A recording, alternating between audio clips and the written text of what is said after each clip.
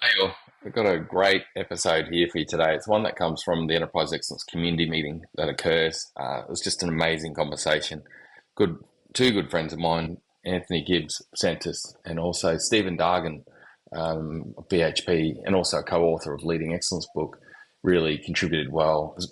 Plus the group. You're gonna love listening to this because it's on such an important topic of safety, but positive safety, which is Anthony's new book, and the gains you'll get for safety, but also the gains you'll get for enterprise excellence are just brilliant. To really gain more from this show, I'd recommend go to the Sentis' website and get hold of the Positive Safety book, just sentis.com.au, or also the Leading Excellence book, which is Stephen Dargan's contribution, just leadingexcellencebook.com. Let's get to the show. Welcome to episode of the Enterprise Excellence podcast. It is such a pleasure to have Mr. Anthony Gibbs on the show with us today, talking about his new book, Positive Safety. And it's to the Enterprise Excellence community that any of you can get involved with. Just go to the Enterprise Excellence community website, which is just enterpriseexcellencecommunity.com, and you can register interest to attend future events, also interest to be able to gain more about past episodes and events that have been happening with us. This show, we have great contribution too from Mr. Stephen Dargan, who's a co-author of our book, Leading Excellence, and it's going to be a great one. Let's get into it. I hope you enjoy. Welcome to the Enterprise Excellence podcast, where we share knowledge from global experts in how to create high-performance, agile cultures of continuous improvement and innovation. Cultures where employees wake up smiling and excited to go to work and make a difference. Cultures where leaders feel they have the time to proactively serve the growth of themselves and others. I'm your host, Brad Jevons, coming to you from Brisbane, Australia. By improving our organisations, we create a better future for generations to come. An economy where our children and grandchildren can experience the joy of owning their first home. An environment where they can enjoy holidays on clean beaches and marvel at the beauty of nature. A future where they feel safe, respected, and empowered to make a difference at work, bringing that energy home to their families and communities. This show is proudly brought to you by the Enterprise Excellence Community and Group, which is focused on helping organisations create this better future through this podcast, our community where you can engage with global experts, tour best practice sites, and also our workshops focused on the most important topics to truly help your organisation improve into the future for those it serves. Visit enterpriseexcellencegroup.com.au to learn more. Welcome to episode 191 of the Enterprise Excellence podcast. Everyone, welcome. So good to have you on today on such an important topic, safety and positive safety and enterprise excellence. It's going to be a chat in all round. And I know we got a few, we've got Dargs on from BHP and a few other people. Is that Ian? Is that Ian on from Ian BHP too? Apologies if I'm off mark with that, but I think it's going to be a good topic today, everyone, just talking about positive safety. And I know the team at Sentis have done a lot of work here. And I think the thing that's really of interest today is talking about the blend of excellence and safety into enterprise excellence. And it's going to be a really good topic. I guess it's such at the heart of respect for people, isn't it? We've got Mr. Anthony Gibbs and Darren Kennedy from Sentis on the line. I think Susan's been tied up, so I think we're going to kick through and share and talk and work through together. So I might hand over to Anthony and Darren just for an intro, guys, because rather than me do the intro on yourselves, the one bit I'll just say is that, you know, I've worked with Sentis for a while and just the most amazing culture of respect themselves and also execution. So for those practitioners in, you know, lean, agile, whatever it might be there, Sentis is a really good example of a company who has a very good cadence of execution and a great culture of respect. So I'll hand over to Anthony and Darren. Thanks, Brad. Darren, did you want to kick us off, mate? Yeah, sure. Thanks, Brad. Oh, Sentis. Hi. Have you heard of Sentis? No. James, you're not. I'll put you on mute, James. Just wait, mate. Yeah, you go, Darren. It's all right, mate. Yeah, no, all good. Good morning, and yeah, thanks for having us on, Brad. Really appreciate it. Nice to meet you all online. I'm Darren Kennedy. I've been with Sentis for about 13 years. Had the pleasure of see the business evolve over that time, and most recently over the last year or so with the positive safety evolution of how we deliver. So I'm the COO at Sentis, and looking forward to the conversation. Thanks, Darren. So everyone, we're talking today on positive safety, and Anthony's just finished writing a book. There's also been a lot of work done that we're going to talk a bit today about Hay Point and the work done there to integrate positive safety into the excellence journey. But Andy, mate, I'll hand over to you on this, mate, and just to intro yourself too, but just keen to know, mate, too, just lean into this piece of why positive safety. And community, please feel free to jump on with any questions as we go along too. Just raise your hand or online or jump on. But and intro, mate, and then why positive safety? Because I know this is an evolution for you guys. You've been sort of setting the scene in safety for a long time. Yeah, thanks, Brad. And I'm not sure whether my camera's working. I've had a few tech issues this morning. I'm sitting in darkness, if you can see me at the moment, but somehow my internet's still going, but we'll push forward. I've been at Sentis for about 17 years, and Sentis is about a 22-year-old company. And the way that we came to be was to service the mining industry in a space that hadn't been previously targeted. So we, a lot of mining organizations originally, and then this extended out to agriculture and utilities and manufacturing and processing. They identified that they'd invested a lot of time and money and energy into systems and physical controls and the environment, but they were still struggling to, I guess, break past the plateau of performance. And they identified that potentially the missing link there was people and people's mindsets, their attitudes, their belief systems, and then how they approach things. So a bunch of psychologists like myself got together, and we've come up with a whole bunch of tools and programs and approaches that support leaders to lead positive safety and operational outcomes, but also programs that support mindset shifts at a workforce level. And Ant, where did the piece on positive safety come from? Because I know, there's an evolution of the journey there, and you've got the recent book on positive safety. What is this evolution, and what's playing out there in that regard? Yeah, so I guess where safety has evolved from is that safety predominantly in industry is about the absence of harm.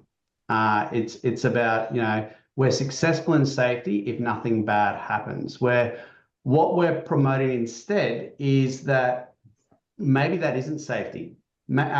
Just because an incident doesn't occur doesn't necessarily mean that something has happened safely.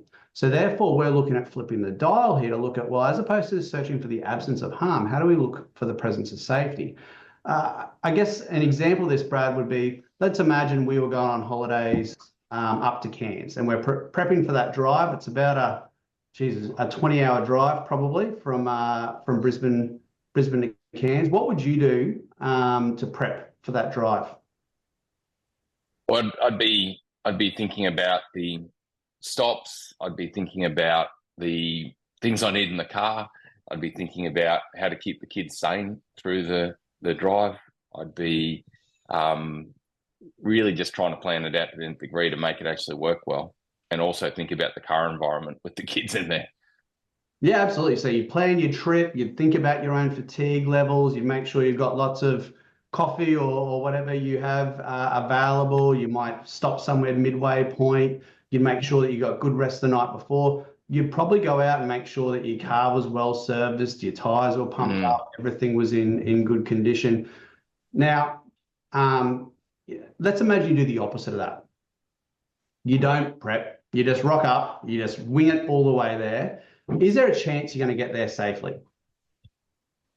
There's a chance, but there's also a chance that if I don't plan my stops and I just push through, that I start nodding off and all sorts of things play out. It could be. The likelihood is you probably will wing it and you probably will get there. And the challenge that you've got is you wing it, you get there, and what does your brain tell you? Well, that's safe. Yeah, well, I got there safely. Yeah, we'll often talk about that language. We arrived somewhere safely, but actually, have we arrived there safely, or have we actually probably got we've got there. We haven't had an incident, but have we actually arrived there safely? Now, the challenge with not approaching that trip in the way that you described is that we're increasing our likelihood for, I guess, unpredictable, uncontrolled energies to come into play. And as a result, our likelihood of having an incident is much more increased. So the challenge that we often find within workforces is a job gets done, we look at the outcome as opposed to the inputs. And if the outcome is one with no perceived incident, the assumption is that is safe. What we're proposing here is that is not a predictable way to run an organization. That's not a predictable way to run safety. Now, what also amplifies this particular issue is that sometimes the things that we do to complete a job might actually make it quicker, might actually mean that it gets done quicker or takes less materials or whatever the case may be. So in an organizational context, if we're just looking at the outcome of no incidents, well, we might actually reward someone for getting a job done without incident, but the job might not have actually been done safely in the first place. So what we're proposing in this particular book is that actually we need to completely flip the dial and flip the framing around how we view safety, how we measure safety, and how we report on safety, so that we are looking at that presence of positives as opposed to the absence of negatives. It's a great way to put it, and I can really see it. Team, what questions come into your mind? Like, I know my mind's just, really buzzing thinking about what Anthony's talking about there, where it's about, I guess that road example to Cairns is such a good one. What questions or thoughts are coming to your mind? Who's got a question there on this topic that we've just spoken about? Yeah, I can hear someone come off. What have we got? What have we got, guys? What questions around this piece of we just can be focused on getting the output, we get the output, no one gets hurt, it's thumbs up, let's do it again. But really, it's positively looking at the elements to get that output and then really planning it and doing it the right way. And is that where the positive bit comes in? Is that we're actually positively looking at that system of getting to Cairns and we're doing it in a positive way to really plan it and prove it, or have I got that wrong? No. Well, look, it's that, and it's also digging under, I guess, the hood a little bit further and looking at, well, what is the type and quality of motivation that we're providing people with around safety?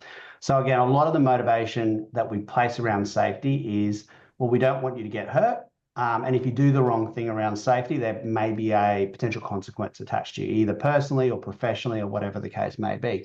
Now, what that means is that in a lot of organizations, the drivers around safety are quite external to the person. So, and that's what we would call junk food motivation. External motivations to get things done are junk food. They're short, sharp sugar hits, but they require a lot of inputs to keep the energy and keep the momentum up. So we're looking at flipping the dial here so that we can look at internal drivers and internally driven motivation to complete things. Now, one of the key elements that we've been able to identify with the sort of 80-odd organizations that we've done climate survey results with and 60-odd thousand respondents is that organizations that are able to move from that junk food motivation to that more, I guess, nourishing, internally driven motivation is that they've actually redefined safety, either overtly or subconsciously in the way they approach things. These organizations tend to understand that actually safety is more than just about making sure that people go home physically safe. It's also about making sure that the conditions are set up around a particular person that enable them to feel psychologically safe and have strong social connections with their leaders. And in fact, huge correlations can be found in our data between the quality or the perceived quality of safety leadership, people's physical safety choices, and their sense of psychological and social safety. So, what we're really looking at here is actually forming a different type of relationship around safety, from one where safety is policed and discipline is orientated and blame is allocated, where towards a more collaborative approach to safety. Where people feel like they can speak up, they can raise issues, they can talk to particular challenges, they can have input and consultation into the way they complete their job on a daily basis. So often the shifting point is for organizations is to actually, for the leadership team initially, to actually reframe, well, actually safety isn't just about physical safety, it's also about psychological and mental health and social connections within the workplace as well. So we actually have a model that we break down with organizations that shows that concept of the positive safety experience within businesses. I love it, and I get from that conversation too, mate, where we're talking about point with Susan too, where you've the boss journey that's happening, which is all about creating autonomy and engagement and collaboration at the front line and up 80,000 problem solvers, where everyone in BHP is a problem solver. And then in Point, you've then brought in positive safety to bolt into that. Am I correct on that path, mate? Do you mind just explaining? Yeah, look, I mean, Sandy and Linda and the team at Point are probably the most recent example of this. We've also done this sort of work at Incident Pivot with the Safety Partners program and across a number of organizations. And I guess what I'm finding with some of these leaders who are implementing these systems and thinking outside the box a little bit is they're saying, well, actually, we've got the systems, the processes, the BOSS system is pretty well implemented and ingrained across BHP, but they're not always getting the bite that they want. They're not always getting people sort of tie into the system and contribute to the system in the way that's required. So what the team at Point is, they identified that the orange behaviors at the bottom of that BOSS pyramid, for anyone who's familiar with that, they're very people-centric behaviors. They're the empower principles. So the idea of this program was, well, how do we actually target the people component of that system in such a way that creates a strong tie and a why and a what's in it for me? So the idea with this particular program was to actually take some of the Sentis principles from positive safety, interlink them with the empower principles from the BOSS program, and actually tell a cohesive story about the way that safety and operational excellence and productivity and positive business outcomes can actually complement one another and create overall better outcomes. That's brilliant. And you need to go on mute. Sorry, everyone. I just got a bit of a feedback going here. I might hand over to Dargs on this for a second. Dargs, do you mind just sharing the BOSS pyramid and just talk to that, mate? Because it might be good. Because talk about the different layers and that empower bit too. Because Dargs is part of the BHP BOSS team, but I thought it might be good if you got a second, mate. Can you hear me? Yeah. Yeah, I can hear you, Doug. Yeah, sorry, I was having problems with my mic, as usual. I'm always having problems with my mic. Really there's 4 dimensions in the BOSS system: connect, discover, deliver, and enable. And what I like to say to people is really around certainly our leaders the fundamental roles of leaders is the top and the bottom part. So how do you connect with your people to enable them discover improvement opportunities around safety, so they can deliver sustainable results? But the biggest challenge we're seeing is that misconnection between what a leader's role should be is really to connect with their front line to enable them discover how to improvement opportunities. Because what I see is we see leaders so wrapped up in just metricated systems of we have to do X number of field leaderships per month, or we have to identify X number of hazards. And what generally happens is systems drive behaviors, right? So the systems of hazard identification drives hazard identification. So you actually have behaviors of people actually going around and creating hazards just to fulfill a metric at the end of the day, rather than the ideal behavior of how do we actually go out every single day with the mindset of how do I make my job safer, easier, better, faster, cheaper, in that order. And it's really, how do we get leaders to create systems around that mindset? So how do you get them really going out every single morning? They're doing their jobs at pre-starts, because when you go to pre-starts, you see them. It's like, did we have a safe day yesterday? Yes, we did. Yeah. Did you have all the tools? Yes, we did. They navigate their way through poor processes every single day, because we've got good people. And most organizations, 95% of people are good people, right? Based on the Deming's principles. So we navigate our way through poor processes. So I try to coach the leaders here is, how do you actually get them to think of every single day going out to do their jobs? Instead of the reactive, what we did yesterday, is look forward and go, right, this job I'm doing today, how am I going to make it safer? Just even if it's just by 1%, and then come back to the crew the next day and celebrate that 1%. And then you, Brad, go out the next day and you try and find 1%. If you can get every single crew member over a week, that's 7% improvement on safety every single week. But again, we're not thinking that way. Our leaders are not thinking that way because they're so focused on hitting the metrics or tons out the door, productivity gains. So I could talk all day on this. I'll take up all your 45 minutes on this particular subject. I know, Doug. Thanks for contributing. I thought it was just great having your contribution. And it's like you said, mate, and like you said, we're trying to get the cans. We just want to get the cans. We're using the carrot or stick to keep people safe versus actually, like Stephen Doug's just said, it's like we're leaning into the positive safety element of engaging people and involving people and planning with people. Which, Ant, I want to pose something to you, mate, that's been a challenge in my brain the last few days, right? I've been listening to Edgar Schein on culture, and like Edgar brings an interesting angle because he brings this angle that you could have an autocracy, total dominance, or your culture's your culture. And so in my brain, I'm going, can you make a total command and control autocracy great? And with what we're talking about with positive safety, I'm thinking the answer is probably no. Because if you're not engaging people and involving people and you're just command and control, you're going to try to, people are going to be driving the cans like crazy and there will be crashes. What's your thoughts on that, Anne? Because we're really talking about autonomy and engaging people in this, just like Dargs has mentioned also. Yeah, look, I think one of the really thoughtful and I think quite impressive things that they've focused on heavily at Hay Point is about how do we include people at all levels of the organization in implementing this particular system and this particular program.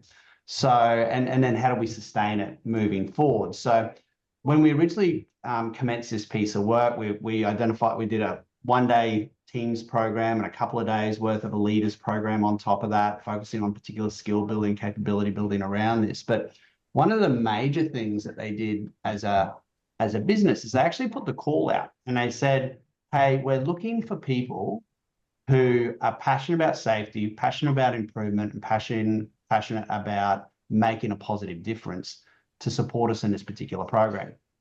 And they put the call out and a bunch of people put their hands up, and they end up calling these people enablers. Now, these enablers received additional skill development around safety, mindset, culture development, and they were responsible for deploying the training and the subsequent activities across the organization in partnership with Sentis. So as an example, I might be up there talking about the concepts. I'd throw to one of the guys from Hay Point there, and they'd talk about, well, in my job every day as a fitter, this is how this applies to me, and this is how I apply these principles, and this is how I apply these concepts. Now, that was sort of phase one, is getting that co-facilitation piece in. Phase two was empowering those enablers to go out in the field and have conversations, to call process, to say, hey, team, we need to think about this in a different way. And they're continuing to invest in those enablers. As things go on, they now deploy things called toolkits, so that they want to keep giving people nudges around some of these key concepts. So they continue to invest in these enablers to go out into the field and provide nudges to the rest of the workforce. And they're getting towards the point where there's about 10%, there's the goal, 10% of the workforce will be enablers. So these are people that have been given additional skills and capability to be peer-on-peer coaches around operationalizing the mindset shift that we're trying to operationalize across Hay Point.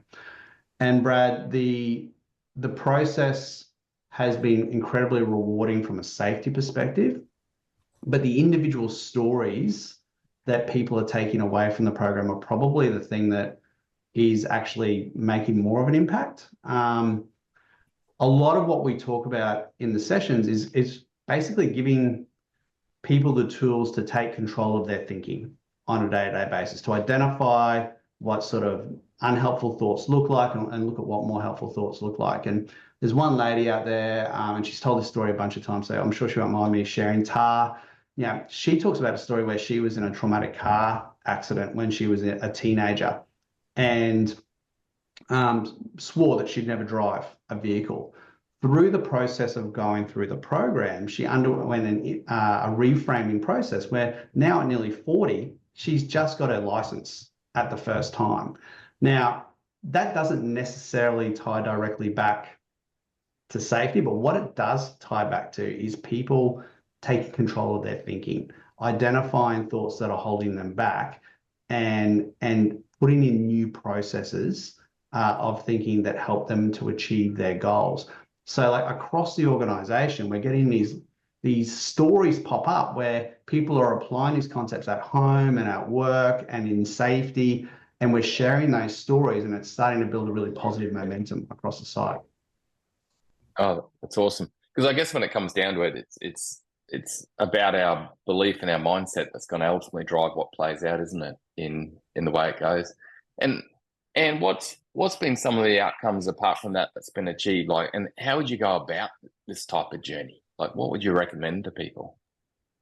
Look, I think, some great safety outcomes, and are continuing to work on that. And there was a big focus on their most recent large shut that they had, and making sure that was completed safely. So we put all contractors through a process and made sure that we had good in-field coaching and support happening for those folks. We're also in the process at the moment of reviewing the BMA Safe tool and looking at how we can empower people to use that tool in a way that's most effective to keep people personally safe. So it's an ongoing process. And I guess this is the thing about culture, Brad, is if you don't design and invest in your culture, to come back to your kind of earlier question, you're going to get whatever culture you want. And it's possibly not going to be the culture. You're going to get whatever culture you get, and it might not be the culture that you want. So thinking deliberately about what's the type of place that we want to work in, what's our vision, and working backwards from there is really, really crucial if we want to actually shift the dial in relation to culture. So what the team at Hay Point identified is that they wanted to be safe. They saw their responsibility as not only creating a safe workplace within the site, but Linda takes very seriously the influence that Hay Point plays in the broader community. So she is invested in training not only her entire workforce, but actually giving those skills and tools to any contractors that come on site, any of those sorts of people, because her belief system is that, well, actually our influence spreads well beyond the site. It spreads in the community. We give these people the tools in the community. They'll think better. They'll own things better. But also it's about playing it forward. She often talks about playing it forward. Yep, that contractor might come on our site and they might only be on there for 2 months. We might not see them again, but they might jump onto another BMA site, or they might pop up somewhere else again. And that little investment that we've made can have a ripple effect that creates that positive change, not only across the site, but across, I guess, the industry more broadly. So it's quite an inspiring vision. And as a result of that, that team continues to invest regularly in building the capability of their people and their workforce. I guess sitting down, coming up with a vision, identifying what your gaps are and the areas of improvement to focus on, and then going from there will be great. They also completed their auditing process, I think, for BOSS. So is it EOI, Brad, or OEI? I can't remember the exact acronym. Yeah. I know. Yeah. Some huge shifts in that auditing process with the program, and people feel like attributing the shifts to that ability to have that conversation feel collaborated with, feel consulted with. So yeah, Brad, I think a lot of it is about investing in, all right, what are we trying to achieve? What's the type of business we want to be, and planning for the long haul. Now, the long haul doesn't necessarily look like working with a consultant like us for that entire period. Certainly one of the things that Hey Point identified is that they use us for certain things, but they wanted the ability to be able to drive and lead this internally. So now where the process is at is those enablers that we've trained up, they're the ones who are training contractors when they come on site. They're the ones who are on site influencing and rolling out toolkits. They're the ones who are providing a feedback loop into senior management to say, hey, this is the vibe on the floor. These are some of the challenges and issues that we need to address. So we're starting to get that really positive feedback loop happening on site, which enables that continuous improvement around culture. I love it. So you've got those that you've got the house or pyramid of Boston at the bottom is empower our people that Doug spoke about. And I guess, and I can really see that this approach of positive safety, where we're talking about things like vision, mindset, leading culture, defining and leading culture, and engaging everyone in it, it actually leans straight into that empower our people position on the BHP operating system. But I guess in a company, any company, it creates psychological safety, it creates engagement, it creates people, I guess, and I'm right in saying that it engages people's hearts and minds. So then people are actually thinking about safety and feeling safety every day. Whereas the old command and control, extrinsic, the stick and carrot type of thing, it doesn't fully engage the mind. Yeah, 100%. So look, I mean, part of it's about the workforce going, all right, well, what's my 50% or what's my contribution to these outcomes, and what can I do different to create a positive outcome? But it's really also about leaders thinking in that way. And Dubs, who jumped on before, I think shared this, when leaders go on site, what are they thinking about? Are they thinking about, well, how do I tick this KPI off so that I hit my numbers and I can get on to the next thing? Or are they thinking, well, I've got this time in the field. This is an opportunity for me to make a meaningful connection with my people. And it is a real shift in mindset from viewing safety as a cost to something that costs time, money, effort, and energy, to something that is an investment or a currency. So, it's about having those leaders go, well, I'm in field, I'm on site.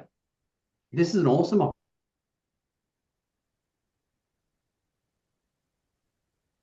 I think we might have a connection problem there with Ant at the moment.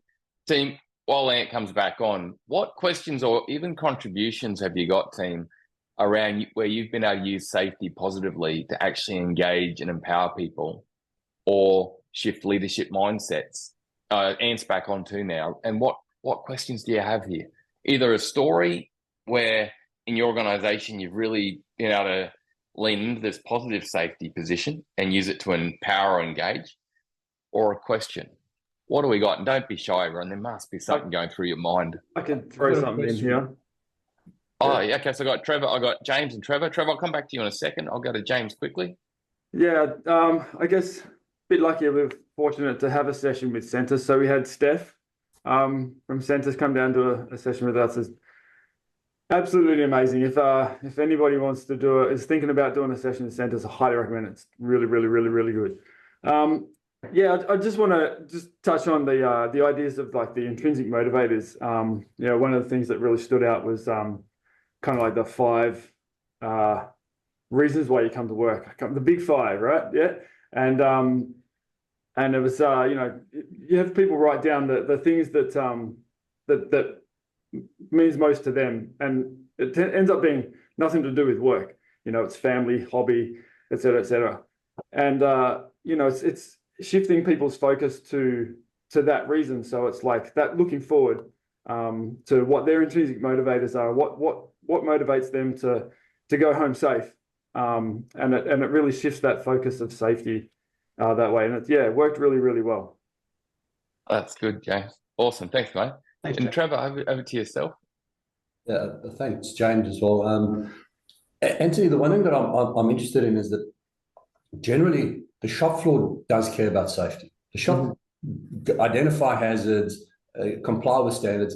Generally, the shop floor is quite into it, and generally senior management coming on site, the executives are, we're all behind it, we all stand for safety, but it's poor old middle management in the middle who's stuck in the whirlpool, smashed day to day, and typically safety falls down when the actions identified through your hazards aren't done.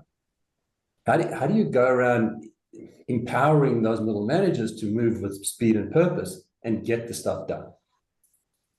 Look, it's an interesting flag, Trevor, because the middle managers or the frontline leaders, depending on the business you come from, often cop the focus of any safety underperformance. They're sort of caught in the middle.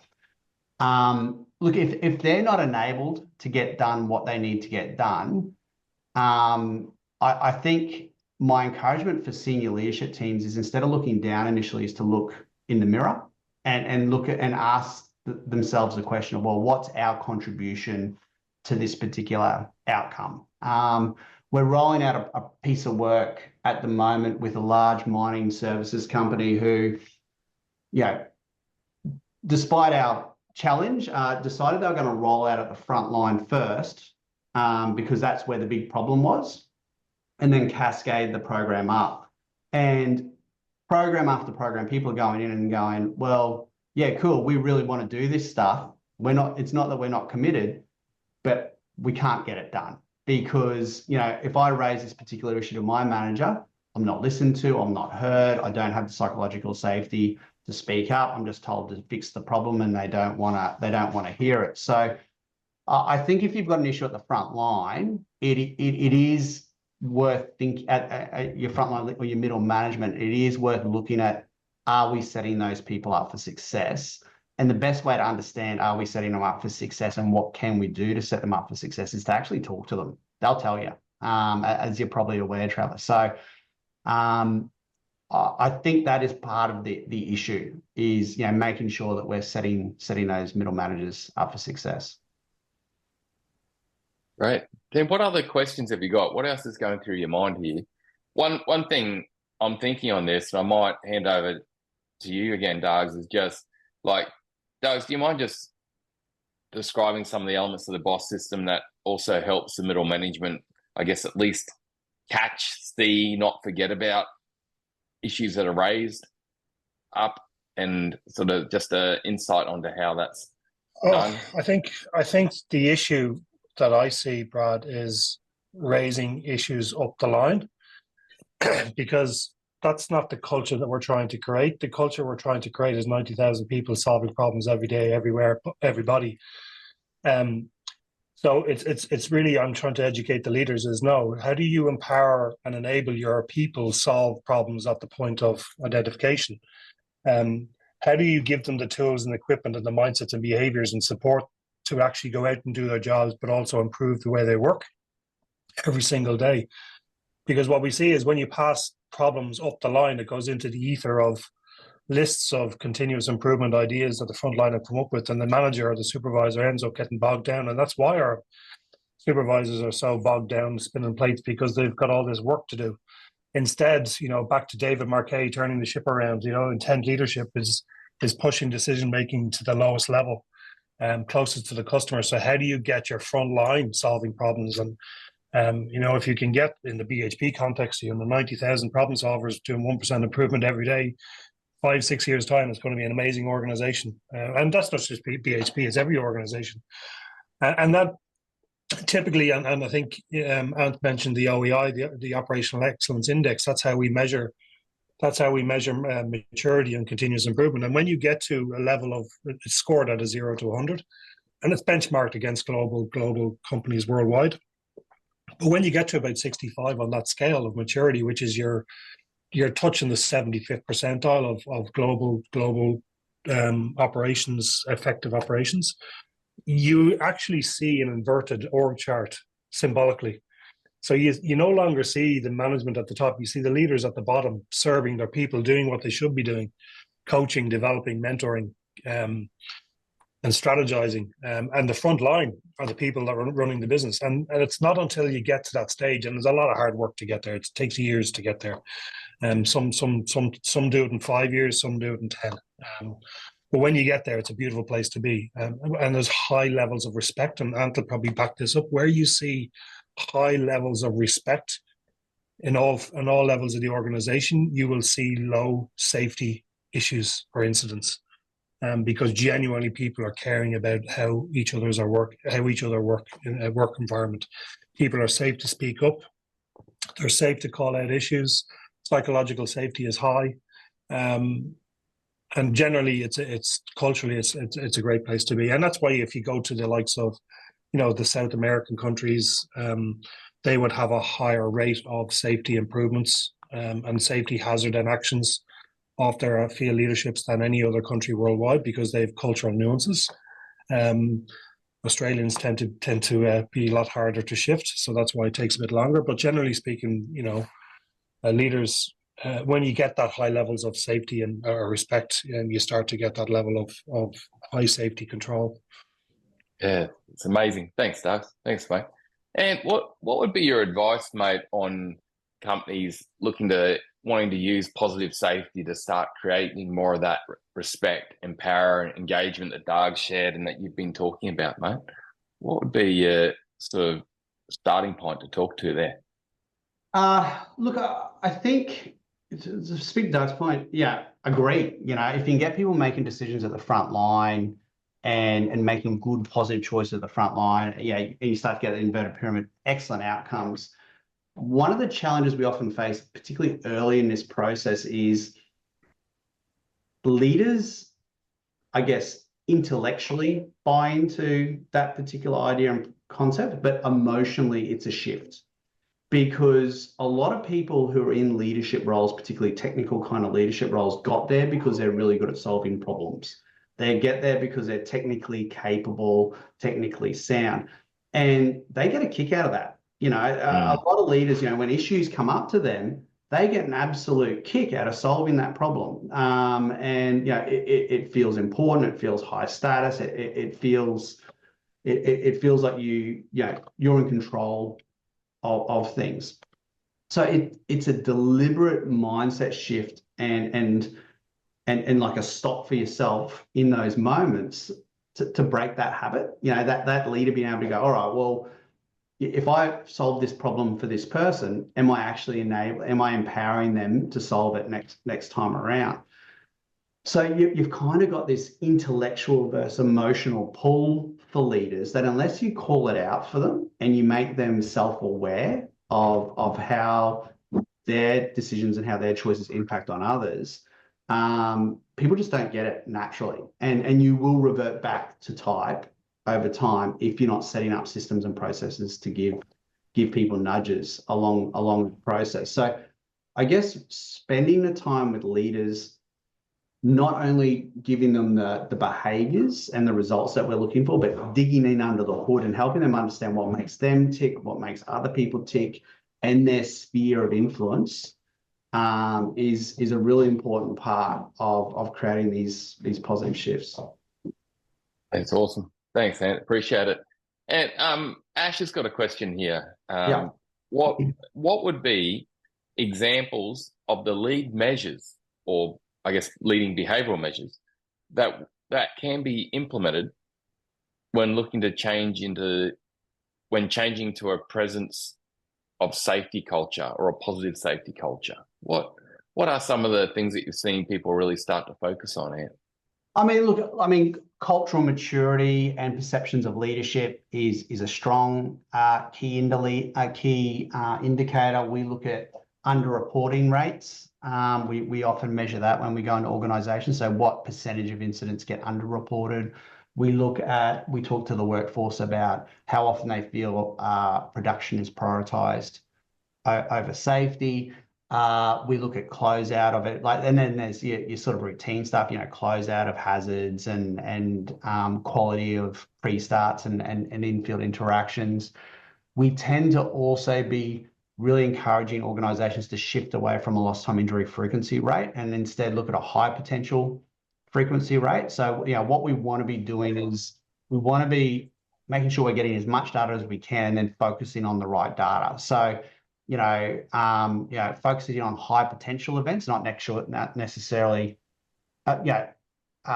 always high outcome events, but going, all right, if if not for fate, luck or chance, could something way worse have happened? And then doing deep dives into that particular information, and then ensuring that we're doing verifications that high potential events are being managed. So critical control verifications as part of in-field interactions and pre-start meetings becomes a really important part of that process. So they're the sorts of things that we'd typically be looking at, Brad, is really spending less time on low consequence, low potential stuff, looking at the high potential stuff, and then looking at making sure that we've managed what we can in that space.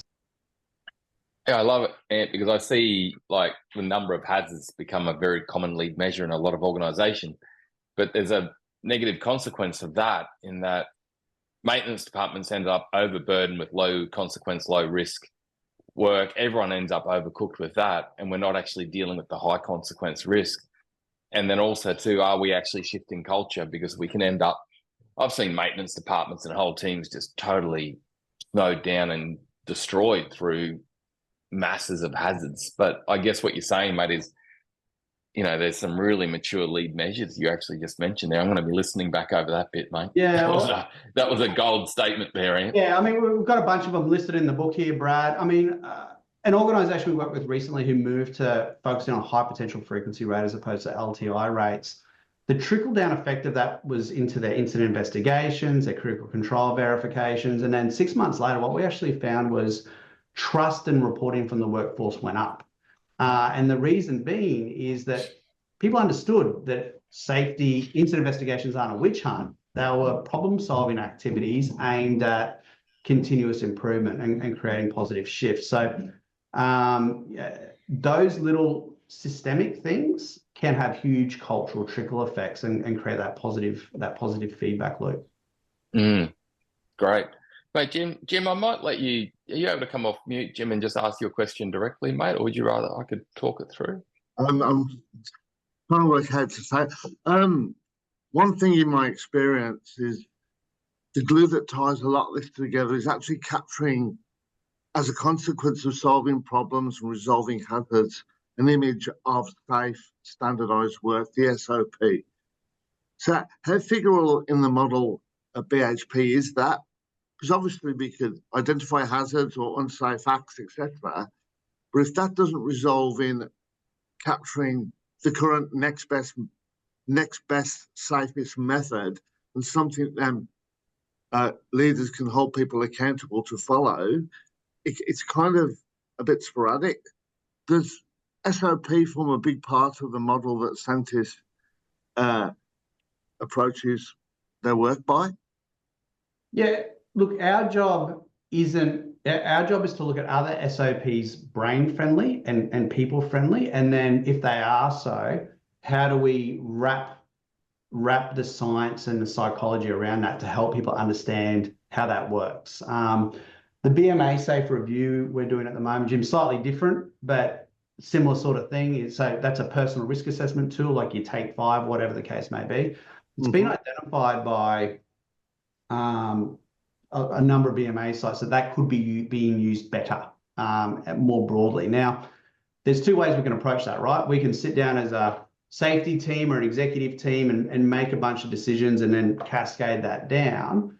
But that's probably going to get limited buy-in. So what they've actually done is they've engaged, I think they engaged about 25% of their workforce from the floor all the way up.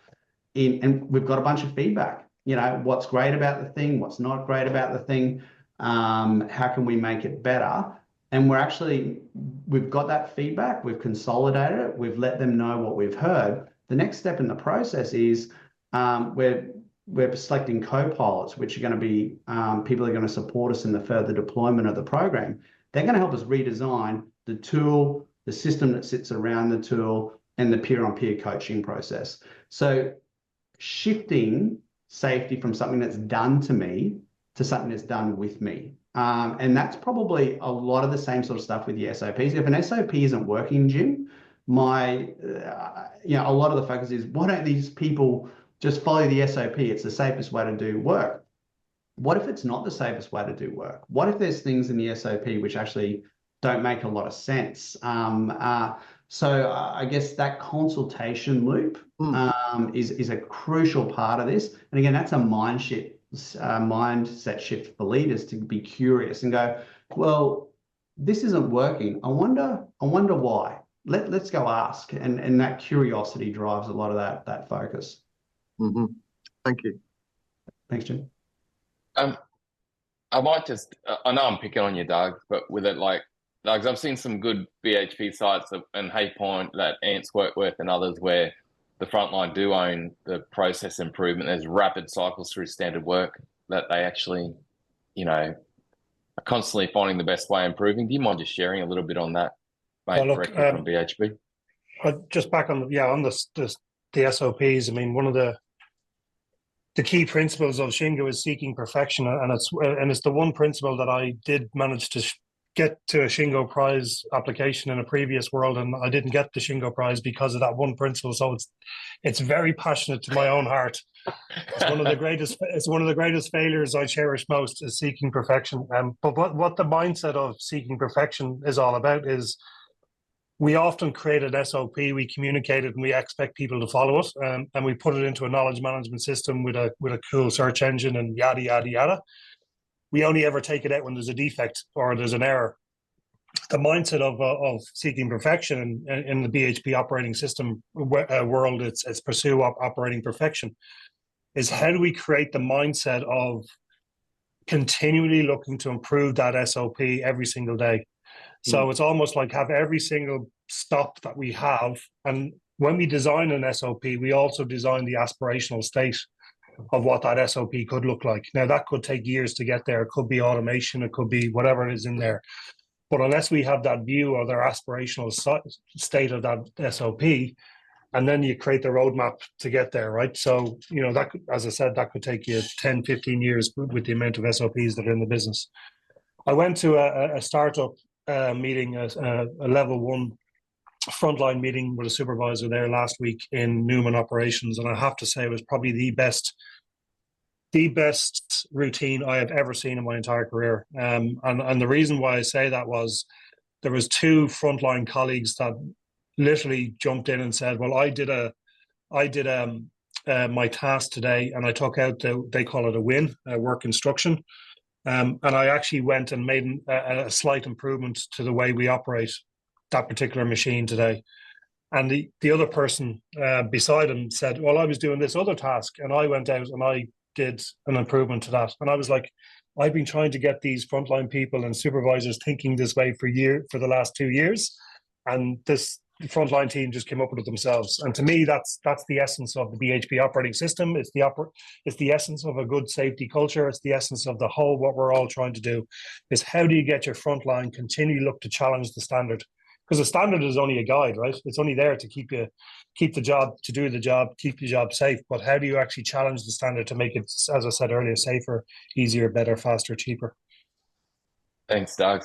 It's awesome. I guess there's this common theme coming up today around empowering, engaging, particularly that front line, and to create that positive safety, that positive improvement, that positive culture. And I can hear that other common theme of really our leadership belief, I think, Ant, what you're saying, and leadership behavior, or what we think and how we behave plays such a major part in this. Now, everyone, we've got 10 minutes to go. What burning questions are in your mind thinking about your own organisation, or what do you have to share around this topic? Because, I've got a million questions, but I want to give you all a chance to ask Ant or Doug the question while we're here, because this is a very important topic. What's going on? Either drop it into chat or come off mute and just feel free to share or ask. What have you seen? What questions have you got? Someone's got to have a question. This is too big a topic not to have a question or a thought on. Thanks, Cole. Mate, please, Cole. And you guys are doing a great job there. I was hoping you'd ask a question. Yeah, look, Cole. and I guess the challenge I've faced with safety is the legislation, the legal aspects, the lawyers, and how does this, because I'm a real believer in culture and behaviours and driving safe decision making, because I think that's where you are really tackling safety at the front line and the coalface, because a lot of known hazards you can manage, but it's the unknown hazards that people need to make a decision or have a thought process about how you go about do that. But you get that part of me, and then there's the other part of you where you're trying to create evidence, you're trying to create records, and you can get so sucked into that, particularly if you've only got limited resources. So I guess and then you've got the board of directors who are only looking at a particular metric to measure safety, but trying to convince them about becoming more focused on that cultural and safety behaviour, because that's really going to be the long term. So I guess my question is how have you dealt with those challenges, or have you had those challenges when you're implementing a program like that? Yeah, good question, Cole. I'll start with your board first. That's a pretty common challenge that, they've been brought up on something like a lost time injury frequency rate, and that's kind of how they perceive that you measure safety. And I think there's probably a fairly big educational piece that needs to be done with a lot of boards to help them understand that actually, again, that absence of a lost time injury frequency rate doesn't necessarily mean that you're fulfilling your duties to ensure that you're getting people home safely. So that education piece to say, well, just because the LTIFR rate is low doesn't mean that we're safe. So, if you want to create a shift at that level, you need to give them something else to measure safety on. So again, what we're often encouraging organisations to do is, you can keep that number, that's cool, let's talk about it, but let's talk about high potential events, because the high potential events are the ones that can seriously harm or kill people. They're the things that can have the biggest personal consequences for people on the board. Let's look at measuring and tracking those and ensuring that we've got adequate controls in place to support those. Now, if you can get that across the line, and there's some great books, Paper Safe is a great one that talks about this, and there's a few other bits and pieces, and we've got some papers on our website, Cole, that can support you with that. That does then start to shift the focus that, hey, well, safety, again, we need to be looking at how we can verify safety within the workplace. That's where we can start to look at critical controls and observations and those kind of more lead indicator cultural kind of measures. At an individual workforce level, a big part of the challenge that we're facing when it comes to safety is the way that we've set up and designed safety systems actually has disempowered people. We've told them, rock up to work, leave your brain at the gate and follow the SOP. And an SOP is great if everything is predictable and as planned. If the process, like if we follow that process and there's no variance in the system and everything's cool, the SOP will work most of the time. Assuming the SOP is up to date. So look, a lot of the shift is saying, well, actually, what's in safety for you is getting home to the things and people and things that matter most to you. So again, shifting from that external to internal motivation, and then empowering them to understand how the tools we give people help them to make safer choices. So again, if I complete a risk assessment mindlessly, tick and flick, it's doing nothing for safety. But if I read the questions and have a conversation with my colleague, I'm better able to see the hazards and I'm better able to manage those hazards. So that big educational piece of the why, the what's in it for me, and the how becomes that focus at the front line typically. And we've seen some awesome. We had Allspec on the call before. BHP, a whole range of organisations. People are hungry for knowledge about what makes them tick. So you give them those tools, and people just latch on to them and they apply them really nicely. Have awesome. Great. Answered your full question there, Cole? I'm not sure. No, very good. Thank you. Appreciate it. And I know one thing I'm going to be doing, mate, is getting a copy of Positive Safety and having a read, because I've gained some brilliant insights here today. We've also just had Mark put through the question, mate. Where can people get hold of Positive Safety? And, mate, how can people reach out to engage with more questions or even help from Sentis, mate? Yeah, so you can get the book off Amazon. It's available on Amazon. It'll be out in Audible probably in about 2 or 3 weeks. It's cheaper off our website though. So anyone who's published a book knows you can control your price on your website, but not on Amazon. So you can go to our website, sentis.com.au. You can just buy it straight off the website there, and you'll get a cheaper rate for it. There is a positive safety community attached to the book where we've got over 700 members there that get together and talk about how the concepts and principles can be applied within their organisation. So if you are keen to dig further into this, you can jump on the website, grab the book there, or alternatively, hit me on LinkedIn. It's Anthony Gibbs on LinkedIn. Love to hear from you and love to jump on a conversation. Brilliant. Well, and also, Doug, thanks for the contribution off the cuff too, mate. And everyone else on your contribution, thanks for helping us here. And this is truly a topic to create a better future because it's so people-centric and there's so many multiple wins out of it. Yeah, of course, the biggest is just safety, people going home the way they came to work, but so much more we've spoken about today. So, and team, thank you so much, mate. Thanks for everything. And thanks, Brad. Appreciate the opportunity. Cheers all. Hope you gained some good value. Talk soon, everyone. Bye for now. What a great episode. The Enterprise Excellence Community event is such a good opportunity for people to get together. We talk to a global expert, but also learn from each other. You know, just each expert sharing and contributing, as you heard from that episode. There were 2 key takeaways for me from this show. The first of all is just that engagement or empowerment bit, particularly at the front line, to create that positive, psychologically safe position on safety and just enterprise excellence. Really build everyone as a problem solver and improver for all great aspects, particularly safety within your organisation. It really came through to me the part that leadership play in that, leadership belief, thoughts and behaviour, and also the part at which the way we deploy systems and processes, whether it creates more of a command and control position or an engaged autonomous ownership position, which is, I guess, what Ant and Doug's were talking about with positive safety and the whole BHP operating system.